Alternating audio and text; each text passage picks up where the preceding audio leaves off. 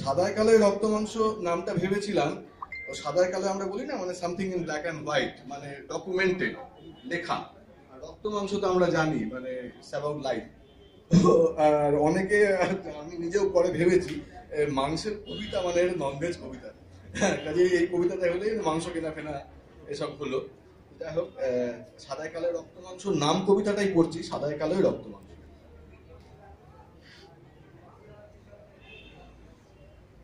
লতায় পাতায় খুঁজে মরছি, কোন সূত্রে আসছে সারা, কোন পাথরে আলো ঠিক রয়, মধ্যরাতের নিশুত পাড়া।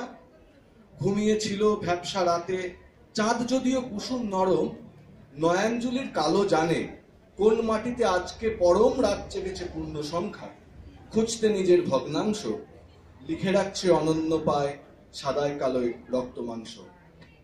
ঘুরতে থাকে 10টা 5টা মধ্যবিত্ত যাপন চিত্রে, মাসান্তে যার পান্তা ফুরোয় সেও দেখছি এসব মিথ্যে গিলে খাচ্ছে।